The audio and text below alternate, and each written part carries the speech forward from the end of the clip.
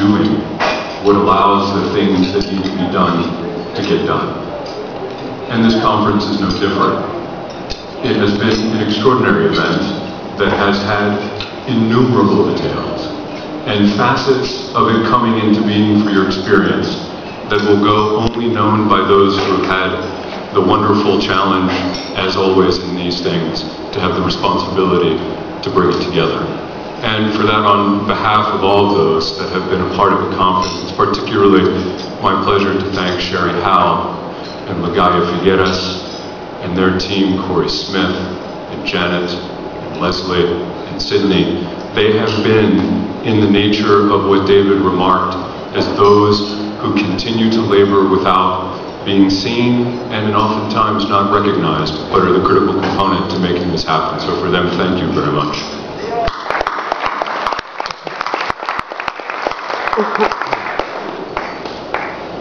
Relatedly, of course, within the context of the human issues that are core of the conference, last evening we had the great pleasure to have launched in public, in full, the Procurement Institute of the Americas. And Dr. London and Jose Nino, who is serving as the president of the Procurement Institute of the Americas, were able to provide to those of you who were in attendance last evening a bit of an understanding of what the project intended to be and what we certainly will hope that all of you will be a part of in it coming to achieve its objectives. I've had a number of conversations across these 3 days that have ranged from the technical to the strategic, from the collegial and the conversational to the political, to the truly moving in the way that people have had experiences. Some of them today, in particular with my colleague from Puerto Rico and raising here in the Procurement Conference of the Americas, having the chance to talk with him about an issue that always, when people who are involved with issues of Puerto Rico happen to talk about it, and certainly the status and the history and the role and the relationship is something about which is felt a lot, thought about a lot, and certainly something that continues to be an issue that we're going to be hopeful to provide a forum to be able to allow the various views and experiences to be able to be considered.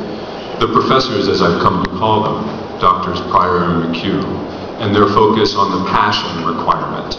Their work in this conference has been mission critical to creating what our vision was at the outset of ensuring an utter commitment to an intellectual dialogue that I've been able to speak with firm confidence to my Chilean and Argentine colleagues that this indeed, the Institute, the Procurement Institute of the Americas under the leadership of Jose Nino, will be that forum that oftentimes people ask to exist but are searching for it to participate. And with that, I encourage you all. Jose and I spoke yesterday very specifically about how we were going to structure the Institute, who would be able to be interested to serve on the board or in some other type of capacity, advisory or otherwise. And part of the objective of this conference was to be able to allow people to come to know each other and then to make it known to us that there's an interest in being involved at whatever level is meaningful. The Institute, although an institution in the evolution as it will be, is fundamentally a human experience of people from all parts of the hemisphere living their lives, thinking about these issues, and providing each other with the richness of that type of exchange, which will allow the Institute to be able to serve its purpose as the people who are involved determine it to be. And so with that, please let Jose, me, the professors, everyone that's involved in it to be aware that there is an interest, or you'd like to explore what that interest could be. The Institute will be a function of that collaboration. I think a very special comment is required to be made from my own personal observation, and perhaps to give you a bit of the history of how this conference and the Institute came to be. 5 years ago, I met a woman named Lupe Rodriguez, and in that period of time, as she became the Chief Managing Director of WG Scorpion, she had a vision. And that vision included the opportunity for all of the hemispheric elements, be it academic or governmental or commercial, be it people from different cultures. It's very common, and let's call it generalized Latin American affairs. For those of us who count themselves among the Hispanic community, to comment to people who may not be too familiar, to remind them that our community is a mosaic as diverse as any series of communities you could imagine. From country to country, within country to country, the hundreds, if not more, languages and cultures that constitute those that were a part of the Americas before those that came from outside of the Americas ever knew that it existed.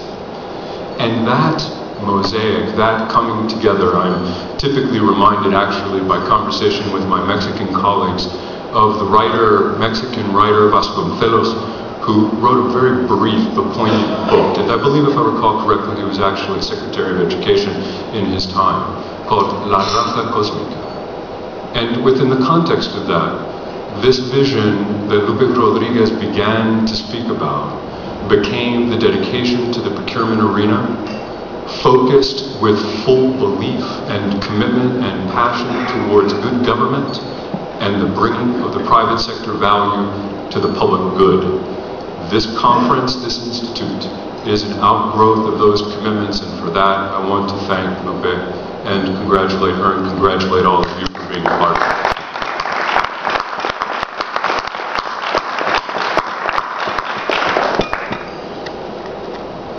I have the particular pleasure as well of introducing to you General Al Zapanta. And he is here to be able to talk with us about the issues that he is going to be able to determine are most appropriate to comment to you, given his own experience and understanding of what this conference means to him by virtue of what he's been able to learn,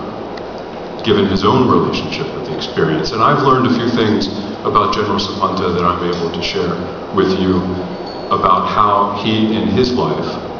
a man whom I've known on meeting him today, but I have a bit of information to give, let's call it the historical and biographical background. General Zapanta, an American hero of Mexican descent, born in East Los Angeles, California, began an educational career in the public school system, achieving his Associate of Arts from East Los Angeles College, followed by a Bachelor of Arts in Industrial Psychology, followed by a Master of Arts in Public Administration, followed by completed coursework for his PhD in International Political Economics from the University of Southern California, then graduating from Harvard Graduate School of Business and the Inter-American Defense College, the National War College in Washington, D.C. His academic commitments are clearly a testament to his own personal representation of the role of education within the context of the development of a full life to be able to achieve the public good. General Zapanta proceeded into the private sector in the area of energy and has been involved in ARCO, which is a California-based petroleum company that also included negotiations and business relations with Pemex, which is the Mexican national oil company, and I could only imagine that based on his experience, he might have a whole range of observation and comments about what always is a tremendously interesting, as a non-Mexican citizen, as a U.S. citizen, the role and relationship of Pemex within the context of Mexican civilization and within the context of the role that it has had, in particular since the 1930s and 40s, dating back probably to the turn of the century then, in the political issues that arose from that and that have continued to be a part of the issues that are relevant in understanding the nature of the political and economic relationships between our two countries. General Zapanta has had an extraordinarily active and distinguished public affairs career. Moving from the private sector to the public sector, he's had numerous presidential appointments, including a White House fellowship, and as a Senate-confirmed Assistant Secretary of the Interior for Management and Administration from 1976 to 1977. During these assignments, he participated as chairman of the Infrastructure Studies on Urban Mass Transit, Rail Transportation, Airport Airways Study, the Water Conservation Initiative, the Trans-Alaska Pipeline Fraud Review, the Teton Dam Disaster Audit, and was the department's representative to the National Visitor Center Intermodal Station in Washington, D.C. He was appointed by President Ronald Reagan to the United States State Department Advisory Committee on International Trade Technology and Development from 1981 to 1987, and by President George W. Bush as a private sector delegate to the U.S.-Mexico Partnership for Prosperity from 2001 to the present. U.S. Secretary of Defense Donald Rumsfeld